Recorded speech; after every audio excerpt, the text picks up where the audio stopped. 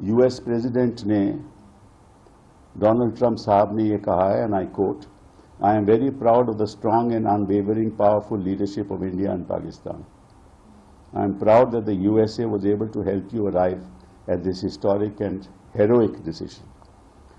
While not even discussed, I am going to increase trade substantially with both of these great nations. Additionally, I will work with you both to see if after 1,000 years a solution can be arrived at concerning Kashmir. तो इस tweet पे भी बड़े सवाल उठते हैं. वो कहते हैं कि और ये उनके जो सेक्रेटरी ऑफ स्टेट हैं रूबियो साहब, उन्होंने कहा कि भाई पिछले 48 घंटों में बातचीत होती रही. डोनाल्ड ट्रंप ने भी यही कहा है और वाइस प्रेसिडेंट वैंस ने भी उसको दोहराया है.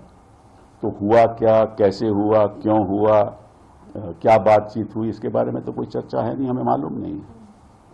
ये भी कहते हैं कि थर्ड पार्टी में एक न्यूट्रल जगह पे एनएसएज मिलेंगे, उनका एनएसए और हमारे एनएसए साहब वहां मिलेंगे, डोवल साहब. और उधर जो वैंग यी हैं, जो चाइना के फॉरेन मिनिस्टर हैं, उन्होंने भी बात की हिंदुस्तान से कि यहाँ मतलब के जो, क्योंकि सिचुएशन नहीं है ना कि दोनों ही एक न्यूक्लियर देश हैं, तो कोई अंतर्राष्ट्रीय स्तर पर नहीं चाहता कि कोई युद्ध ऐसा हो. मुझे याद है इनफैक्ट 2022 में जब प्रधानमंत्री जी पुतिन साहब को मिले, उन्होंने कहा कि इस युद्ध के दौर में कोई जंग नहीं हो सकता. तो ये तो प्रधानमंत्री भी जानते थे कि युद्ध में के दौर में कोई जंग नहीं हो सकता. तो फिर उस पर भी सवाल उठेंगे. तो हम आज कोई आलोचना नहीं करेंगे क्योंकि ये वक्त आलोचना का नहीं है. हम इतना ही कहेंगे कि आप स्पेशल सेशन बुलाइए. हम इतना ही कहेंगे कि स्पेशल एक ऑल पार्टी मीटिंग बुलाइए. और मैं राजनीतिक दलों से मैं सलाह तो दे नहीं सकता, बट इतना कहना चाहता हूं कि जब तक सरकार ये आश्वासन नहीं दे कि प्रधानमंत्री जी उस ऑल पार्टी मीटिंग में शामिल नहीं होंगे, तब तक आपको उस मीटिंग में हिस्सा नहीं लेना चाहिए. क्योंकि ये प्रधानमंत्री जी हैं.